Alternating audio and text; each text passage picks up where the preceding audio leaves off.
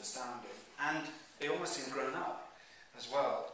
Like they seem like women rather than anorexic androgynes. And yeah, they seem so fucking cheerful. Yeah, it was sort of being thrown in at the deep end for me. It was a wonderful moment. I remember backstage. I'd never been backstage at a fashion show before, and I was trying to be, terribly polite, which was a huge mistake. So nobody else was being polite. And I remember there was a moment, and I just thought, I can't believe this. And I was looking through it, and it was Kate Moss, basically naked, with a nose ring, blowing smoke rings through her nose ring. There is a guard.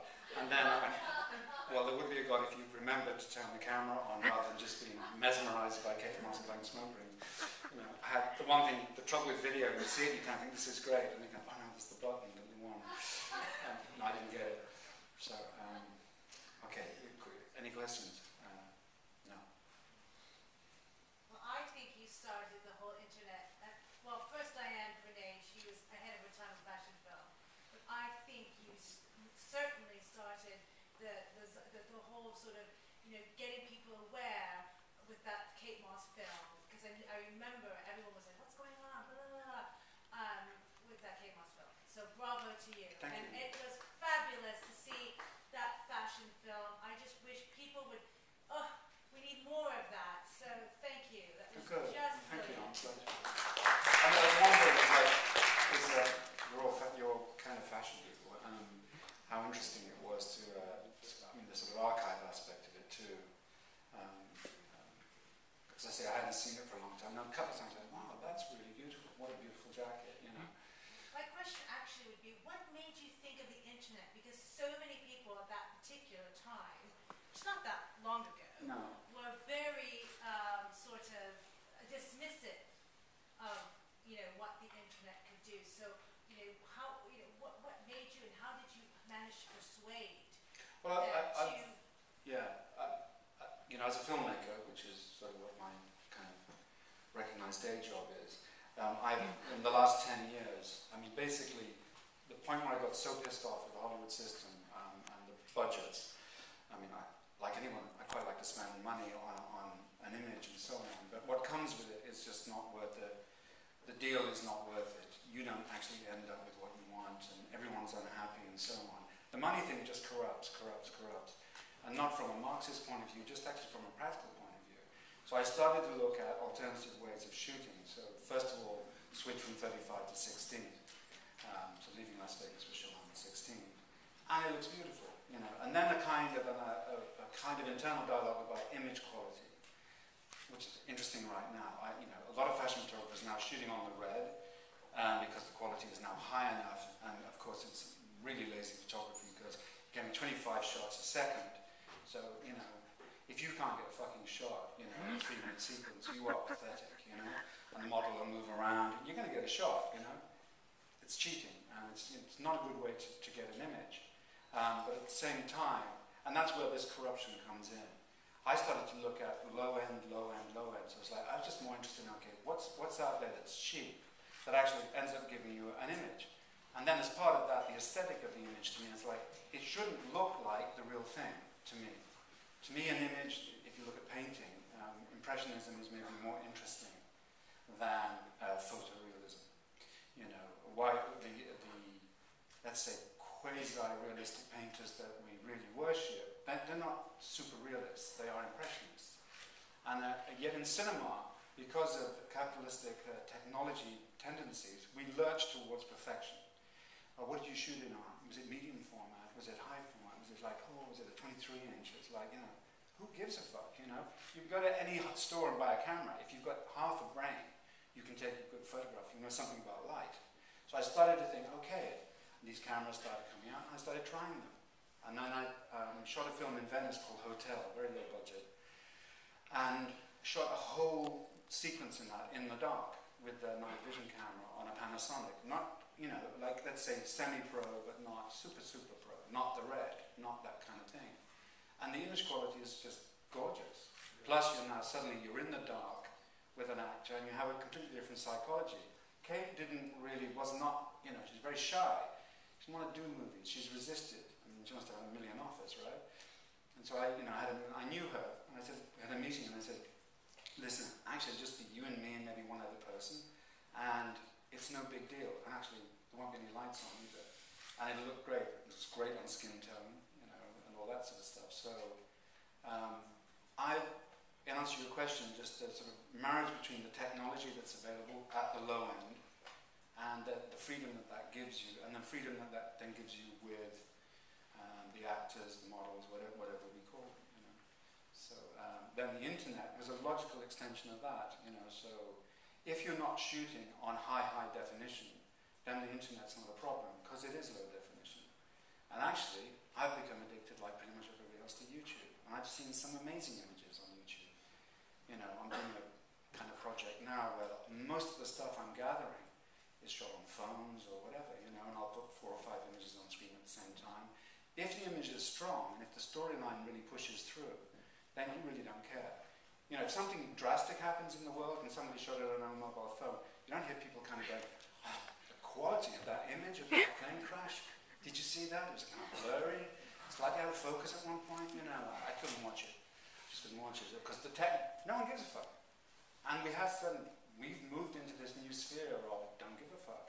Yet the fashion industry, which is based on money, film industry, which is based on profit and money, continues to kind of subscribe to the idea of you've got to spend a lot of money on the equipment.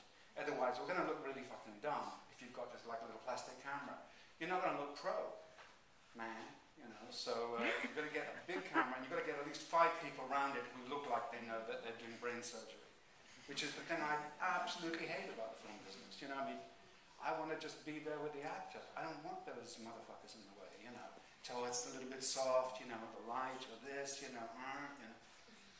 So the internet seemed to be like the the absolutely obvious first cousin of low-end camera work. We've got time. If anybody wants, yeah.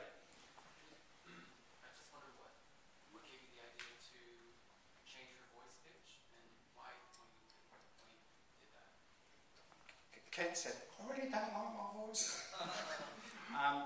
And people are very, so playing with sound to me is like more than 50% of the film anyway. So as we saw with some of the films yesterday, and post-production, things you can do on sound so easily now. And so I wanted to play with, she was talking about it's like being 2 characters. So one character has a much deeper, more kind of powerful voice, and then Kate has her own voice. And therefore the 2 characters seem to be kind of delineated in sound in that way. Yeah. Talking about sound, the Vivian Westwood video, the audience sound, Yeah. was that actually from the shows? Or? Well, 2 things. One is Vito actually went up to sort of like, it should be very, very loud, the sound on that, because she's, Vivian's really into big sound, classical sound, And again, that was a shock when, you're so used to hearing doof, doof, doof, doof, doof, doof, and it's kind of robotic, and to hear this heavy romanticism, it should be much louder. So I recorded the real sound, and of course then discovered that Vivian had absolutely not any copyright authorization for any of the tracks she'd used, which of course were married to the sound, amazing sound of paparazzi and everyone screaming. It was incredibly noisy, and the photographers were going nuts and shouting, Barcelona. What the fuck does that, does anybody know what Barcelona means? They kept shouting Barcelona, I thought it's obviously a code. Anyway, so I did this lovely edit, of all the natural sound, which I prefer, and then made a few phone calls and went, absolutely not. She'd chosen Herbert von Karajan and the Berliner Philharmonic for about 4 of the tracks. The Berliner do not give rights to anybody.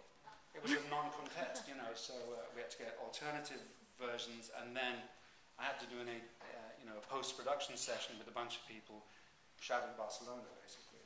So it's my one regret, because I love the married sound to the track. First off, that was brilliant. So much for that. My question is, do you think there's anything in particular about the Vivian Westwood show that made the film what it was, or something in her work that you're drawn to, or could have it been another designer, another show?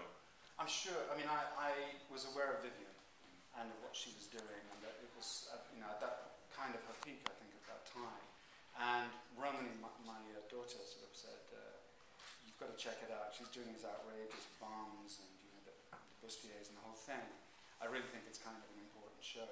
And she's really excited about it. So, I mean, what did I know? I mean, and since then I've seen a lot more fashion, being kind of underwhelmed by a lot of it.